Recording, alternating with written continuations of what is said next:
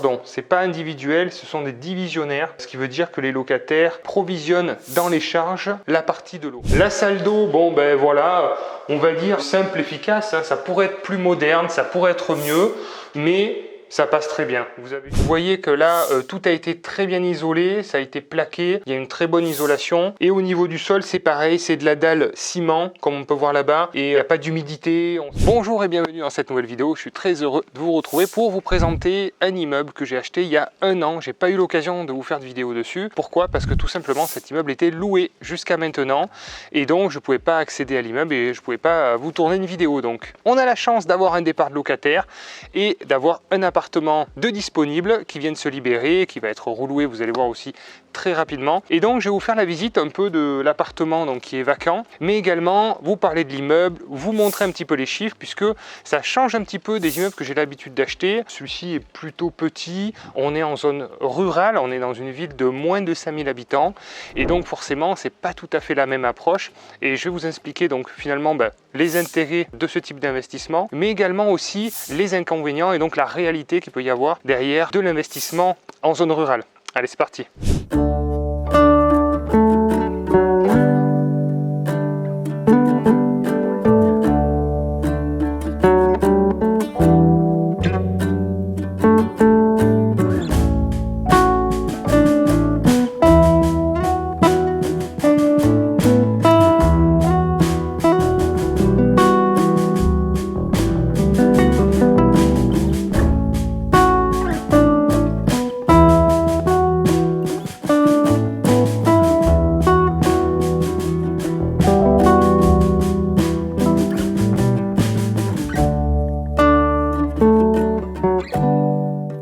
Vous arrivez pour la première fois sur cette chaîne YouTube, je vous souhaite la bienvenue. Ici, vous trouverez des conseils pour investir en immobilier et je co-dirige aussi également la société Projet Locatif qui peut vous aider à investir en immobilier et on s'occupe également des vendeurs. Si vous souhaitez aussi arbitrer votre patrimoine et mettre en vente votre bien d'investissement locatif, nous avons une société spécialisée. Vous avez un lien en description et nous avons actuellement 120 conseillers spécialisés qui sont tous des multi-investisseurs qui pourront avoir la meilleure approche pour vous aider. Que vous souhaitiez acheter ou vendre votre bien d'investissement locatif, je vous mets le lien juste en dessous en description. Alors pour parler de l'immeuble, on est situé proche d'un petit bourg comme vous pouvez voir juste à côté. On a une petite place avec quelques commerces, voilà, donc certains fermés, certains ouverts, ça reste finalement de la zone rurale. Mais il y a quand même beaucoup de demandes. Il y a des gens qui veulent habiter en zone rurale, être tranquille, avoir ce cadre de vie. Je ne sais pas si vous entendrez, mais on entend les oiseaux chanter, on est en face de verdure, il y a des terrains partout. Et on n'est pas au milieu d'une grande ville, on peut se garer facilement, il y a du stationnement tout le long. Donc tout ça, ce sont des avantages que certains locataires viennent chercher et pas forcément que des mauvais locataires. Donc cet immeuble j'ai acheté il y a un an, on l'a payé 175 000 €, il y a 3 appartements, donc 2 appartements T3 et un appartement donc T2 qui est au dernier étage. Cet immeuble, le gros avantage c'est que c'est un immeuble qui était entièrement loué et qui a été entièrement rénové par le propriétaire. Ce qui est souvent le cas, vous savez qu'on est assez peu en France à investir de manière massive.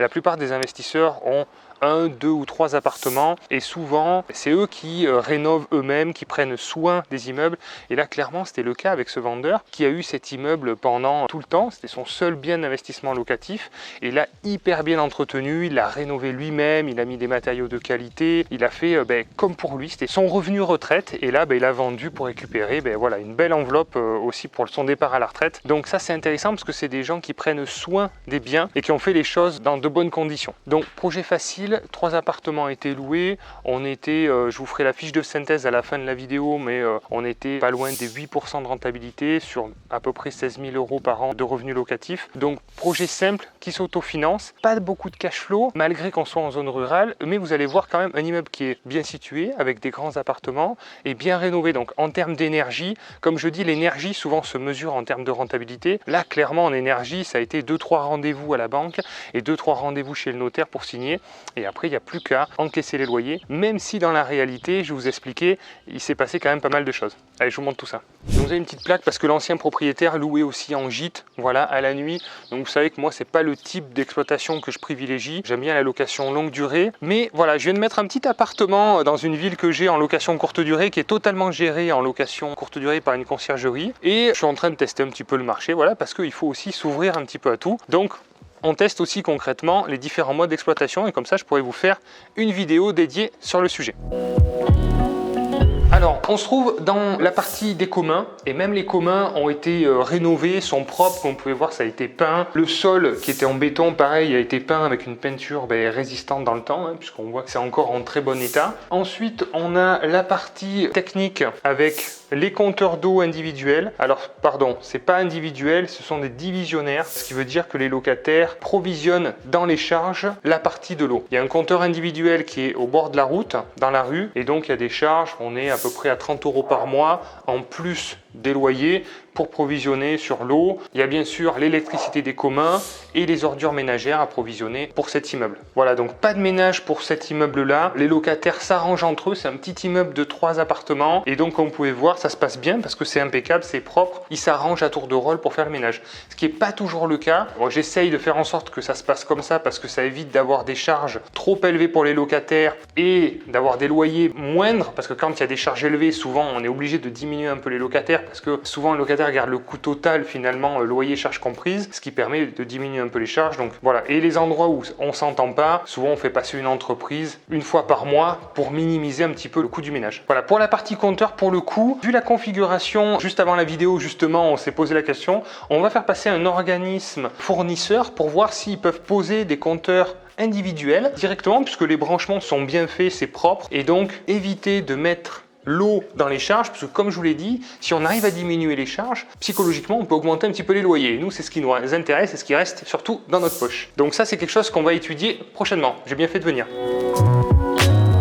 Voilà, donc on rentre dans l'appartement. Alors là, le locataire vient de partir et justement, on a eu quelques difficultés avec ce locataire.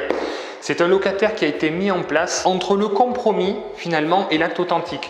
Donc entre le compromis et l'acte authentique, il y a un locataire qui est parti et l'ancien propriétaire nous a proposé de remettre en place un locataire. Et nous, on a dit ok, pas de souci, faites-le, nous, on n'aura pas à le faire. Comme ça, on signe et on a entièrement l'immeuble qui est loué. Et bien, je pense qu'avec le recul, c'était une erreur parce que finalement, quand on est vendeur, on a envie de vendre, il n'était pas hyper sélectif finalement sur le locataire qui nous a mis en place. Il voulait trouver un locataire rapidement et clairement ce locataire il nous a posé quelques difficultés. Là en zone rurale, il faut vraiment être sélectif sur le choix des locataires pour éviter les problèmes et donc effectivement il y a de la demande mais on a un petit peu moins de bons locataires potentiels avec de bonnes situations. Donc il faut trouver un bon compromis entre la sécurité financière des loyers pour avoir des assurances de loyers impayés comme la garantie Visal qui est une très bonne assurance que je prends pour la plupart de mes locataires qui est gratuite, qui est assuré par l'État et en même temps avoir moins de charges psychologiques à gérer pour la suite parce que, comme je vous le dis souvent, la charge psychologique se compte aussi en rentabilité. Donc, qu'est-ce qui s'est passé avec ce locataire? Le classique, c'est-à-dire que des retards de loyer, un petit peu d'impayés qui rattrapaient, faut suivre, fallait relancer. En termes de gestion, voilà, ça demandait quand même pas mal de temps du coup à mon gestionnaire qui a pris les choses en main et avec des fois des recommandés, des rappels, etc. Donc, tout ça, ça use un peu. Aujourd'hui, si on fait le bilan, il est positif parce que c'est des difficultés qui ont été bien gérées, bien suivies. Mais si vous laissez faire, la dette s'accumule et puis finalement le locataire se retrouve dans des situations où il ne peut plus rien faire et s'il n'y a plus de communication, c'est la descente aux enfers. Donc c'est pour ça que je vous dis l'investissement locatif c'est très bien, mais ça demande de l'implication ou en tout cas de vous entourer aussi de bons gestionnaires qui sauront faire les choses correctement pour éviter que ça parte dans le mauvais sens, entre guillemets. Donc aujourd'hui, le locataire est parti, il y a eu un petit peu de retard de loyer qui a été rattrapé au fur et à mesure et aujourd'hui, on va avoir finalement un solde créditeur. Donc on va dire que l'histoire se termine bien, mais voilà, ça aurait pu être bien pire et c'est pour ça que je pense que quand vous achetez et si le vendeur vous propose de mettre un locataire en place, il vaut mieux que vous preniez la main pour trouver votre locataire et pour être mieux sélectif que le vendeur, lui, veut tout simplement vendre et passer à la suite. Alors je vais vous montrer un peu l'appartement. Comme vous pouvez voir, bon, c'est voilà, c'est un goût de tapisserie, mais c'est propre, hein.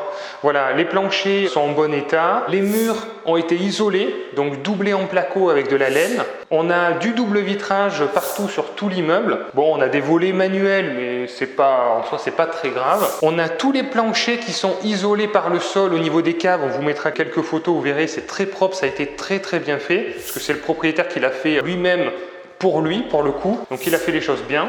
Donc là pareil, donc c'est un appartement F3 ici, on a une première chambre ici. Alors bon, on a un peu le papier qui se décolle, mais franchement c'est pas grand chose. Comme je vous dis, on est quand même en zone rurale, on va pas avoir des locataires non plus d'un niveau d'exigence très élevé, parce qu'il y a le lieu, parce que c'est des gens qui aiment la campagne, parce que voilà, le contexte fait qu'ils sont moins exigeants que des personnes qui sont à la ville avec beaucoup d'offres. Il faut savoir qu'en zone rurale aussi c'est pareil, l'offre est quand même très réduite. On dit oui, il y a moins de monde, mais il y a beaucoup moins de logements à louer aussi. Donc ce qu'il faut regarder, c'est la tension locative, c'est le rapport d'offres et de demandes en fonction du nombre d'habitants. Voilà. En tout cas, par expérience, on n'a eu aucun problème à trouver un nouveau locataire. On vous mettra la capture d'écran de l'annonce du Bon Coin pour vous montrer le nombre de vues et le nombre d'appels qu'on a eu pour cet appartement-là. Et vous vous rendez compte que même si c'est moins qu'en ville, on a quand même de la demande et on trouve très facilement un locataire. Normalement, on n'a aucune vacance locative quand c'est bien géré. Alors ensuite, on a la partie cuisine qui se trouve ici. Voilà, donc petite cuisine simple, bien équipée. Voilà, casserolier, le four, la plaque. Voilà, assez complète. Bon, la crédence, j'avoue, j'aurais choisi une autre crédence que ça. Mais bon, il devait y avoir une promotion, je pense, à l'époque, sur cette crédence-là. Mais honnêtement, la crédence, c'est pas grand-chose. On peut juste recarreler un petit carrelage un peu plus moderne. Et je pense que toute la cuisine prend une autre dimension. Comme vous pouvez voir, la VMC est bien présente aussi, pareil dans les salles de bain, hyper important, je le répète souvent, à partir du moment où, dans tous les cas, de toute manière, si c'est bien isolé, il faut absolument des VMC pour faire ventiler l'air, pour le faire circuler. Et n'oubliez pas, petit détail, les grilles d'aération aux fenêtres dans les parties nuit, puisque la VMC va aspirer l'air sur les pièces humides et il faut que l'air circule et donc soit aspiré de l'extérieur dans les pièces sèches. Je vous le dis parce que ça m'est arrivé, c'est un petit détail, mais il n'y avait pas de grille et du coup ça condensait et finalement la VMC ne pouvait pas fonctionner correctement, il n'y avait pas de circulation d'air et finalement il y avait quand même de l'humidité. Donc voilà, c'est pas grand chose à faire mais il faut y penser. Du coup sur cette partie-là, vous allez retrouver les WC, voilà tout simplement, simple, propre, avec une sortie VMC, avec même des poignées si on a un locataire handicapé. La salle d'eau, voilà, on va dire simple, efficace, ça pourrait être plus moderne, ça pourrait être mieux, mais ça passe très bien. Vous avez une douche, une grande douche à l'italienne, du carrelage blanc. Bon, le meuble, je vous l'accorde, il pourrait être un peu plus moderne, mais clairement, il est propre. Il est simple, il fonctionne bien et en tout cas, ça n'a pas posé de problème pour louer. Ensuite, sur la partie électrique, comme vous pouvez voir, tout a été très bien fait. On a des disjoncteurs, tout est bien noté et identifié. Voilà, c'est parfait. Le compteur individuel, donc électrique. Et après, on a des radiateurs électriques pour tout l'appartement. Mais à partir du moment où un appartement est bien isolé, vous pouvez avoir un mode de chauffage finalement énergivore. Il n'y aura pas de problème puisqu'il n'y aura pas besoin de beaucoup de consommation pour garder la chaleur puisque le bâtiment lui-même est bien isolé. Ici, donc la deuxième chambre, puisque c'est un T3, voilà, avec une grande fenêtre, voilà. Assez simple, assez efficace, un grand placard, voilà, un peu de place, tout simplement. Et puis je vais vous montrer du coup l'extérieur, puisque l'avantage de cet appartement c'est d'avoir un petit extérieur. Alors c'est pareil, on pourrait croire que les appartements se louent pas en zone rurale, que les gens viennent chercher vraiment de l'extérieur. Pas forcément. Alors je vais pas vous dire que le studio ça se loue bien, mais à partir du moment où vous avez des grandes surfaces, ça se loue très bien. Les personnes veulent surtout de la facilité, du confort, du calme. C'est ce qu'ils viennent chercher avant tout. Voilà, petite terrasse sympathique. Voilà, c'est le petit plus qui va bien. On peut sortir dehors, un petit extérieur. Les barrières, je vous avoue qu'elles auraient besoin d'un petit coup de peinture, mais c'est pas ça qui va nous empêcher de louer. Donc, réflexion faite, il y a beaucoup de choses qui se font rouiller maintenant, ça devient à la mode, et finalement, on va éviter la peinture et l'entretien. Voilà, comme vous pouvez voir sur l'extérieur du bâtiment, le crépi est propre, les volets sont en bon état. On voit bien que tout a été très bien entretenu. Et voilà, on a payé la tranquillité avec une rentabilité qui est moyenne, qui est autofinancée, mais avec un investissement où il n'y a rien à faire pendant les 15-20 prochaines années, quoi. Je vous montrerai la partie cave. Bon, je voulais vous montrer la partie cave parce que c'est des parties qui sont importantes aussi à regarder. Vous voyez que là, tout a été très bien isolé, ça a été plaqué, il y a une très bonne isolation. Et au niveau du sol, c'est pareil, c'est de de la dalle ciment, comme on peut voir là-bas, et il n'y a pas d'humidité, on sent que c'est bien ventilé, c'est sain. Donc tout l'aspect structurel se trouve souvent dans les caves. Donc regardez les caves, regardez les greniers, regardez s'il n'y a pas des petites bêtes qui sont en train de manger les poutres, etc. Voilà, regardez si ça sent bon, si c'est pas humide, si c'est sain, si c'est bien ventilé, s'il n'y a pas de l'eau qui stagne, etc. Et là, on voit que c'est un bâtiment qui est très sain, qui a été bien entretenu et bien construit. Alors, il s'agit bien d'un immeuble en campagne de 3 appartements. Le prix d'acquisition qui est de 174 000 € qu'on a même pu négocier un petit peu, grâce encore une fois aux connaissances finalement, aux relations qu'on a pu avoir, puisque l'agent immobilier a été débordé de demandes. Vous imaginez bien, on n'a pas 3 appartements entièrement rénovés, une rentabilité qui était déjà établie en place. Il y avait beaucoup de visites de programmées. Grâce aux relations finalement de mon associé avec l'agent immobilier, on a pu passer un petit peu entre les mailles du filet, si je puis dire. C'est comme tous les conseillers projets locatifs qui sont sur le terrain tous les jours, qui tissent des relations en local avec les agents immobiliers. Et les agents ont aussi compris qu'en travaillant avec nous, ce sont des clients finançables réactifs qui se positionnent rapidement et les projets vont aussi au bout rapidement. Donc aussi, ils sont gagnants à nous parler en priorité des projets. Les frais de notaire qui sont de 13 000 €, les travaux un peu de rafraîchissement de 10 000 €, des frais annexes de dossier de 3 000 €, on arrive sur un total à financer de 200 000 €. On a mis un petit peu d'apport, 10 000 €, c'est vraiment pas grand chose, hein, c'est un projet qu'on a acheté il y a un peu plus d'1 an maintenant, sur une durée de 20 ans, ce qui nous fait des mensualités à 990 € par mois. Au niveau des revenus locatifs, on a un appartement à 500 € au rez-de-chaussée, un appartement à 400 € au premier étage, un appartement à 420 € hors charge au deuxième étage. Donc au niveau des charges, on a vu il y a 40 € pour l'instant par mois. Ces charges, si on arrive à faire poser des compteurs individuels d'eau, on va pouvoir les diminuer à 10 €, 15 € maximum par mois, ce qui permet psychologiquement d'augmenter de 10-20 € les loyers multipliés par 3, ben, ça fait toujours 60 € de plus par mois et ça fait toujours 860 € si je me trompe pas par an de plus de cash flow. Donc voilà, ça fait quand même des sommes cumulées qui sont intéressantes et ça c'est tous les ans. Au bout de 10 ans, ben, ça fait 8 000, au bout de 20 ans, ça fait 16 000, etc., etc. Et donc les petits courants font les grandes rivières, comme on dit. Le total des revenus qui est de 15 840 €. Au niveau des charges, on a un peu de taxe foncière de 1 600 €, un peu d'assurance propriétaire non occupant de 400 €, le crédit immobilier qui représente la plus grosse partie, donc 13 880 € de charges, ce qui nous fait un beau différentiel, enfin beau, petit différentiel on va dire de 2 000 € par an. Mais bon, comme je vous le dis et je le répète sans arrêt, c'est surtout l'amortissement qui nous permet de créer de l'enrichissement, le remboursement du capital et la plus-value et le cash qu'on va pouvoir récupérer à la revente puisque le projet s'autofinance tout seul. Ces 2 000 € vont payer un petit peu les frais, on va dire, les petites rénovations, les petits travaux qu'il y aura à faire au fur et à mesure. Ça permettra d'entretenir le bien et surtout de bien le revendre le moment voulu. Voilà, la vidéo est maintenant terminée. L'idée de cette vidéo, c'était vous montrer en fait un peu mon investissement en zone rurale. Aussi rassurer certaines personnes qui pensent qu'il n'y a pas forcément de demande locative en zone rurale, que ça ne fonctionne pas. Je vous garantis que ça fonctionne très très bien. À partir du moment où vous proposez des produits de qualité, encore une fois, ça fonctionne très bien. Alors, on va être d'accord sur la valeur patrimoniale qui est plus faible que sur des grandes villes, des secteurs, évidemment, il y a plus de population, mais un investissement se revendra en termes de rentabilité et moins en termes de valeur patrimoniale. Vous revendrez une rentabilité, voilà.